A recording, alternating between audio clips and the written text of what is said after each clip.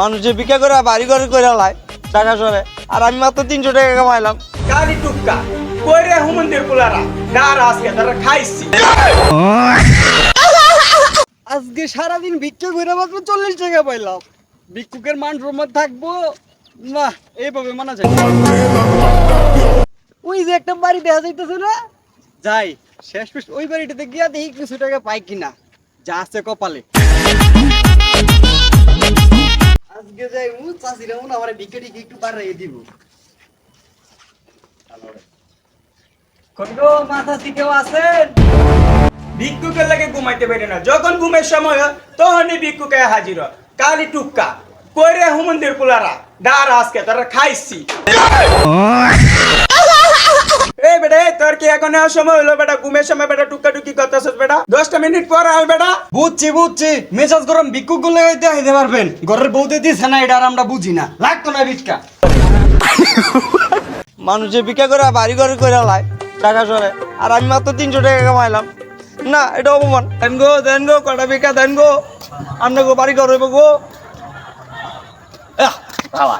এ হালার বালা, তুই 10 টাকা দিলি কে? দিলে 500 1000 টাকা দিবি, তুই আমার চেয়ে বড় হইনি।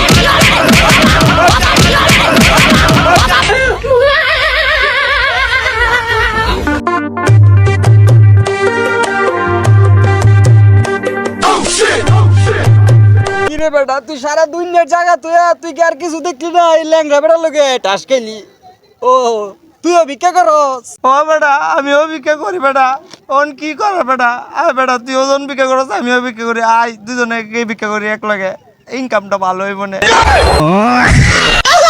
আচ্ছা ঠিক আছে বন্ধু, ল এতদিন তো একা একা ভিক্ষা করছি, এখন দুজনে ভিক্ষা করি, ল গলাগুলি বাদ দেয়া গেল।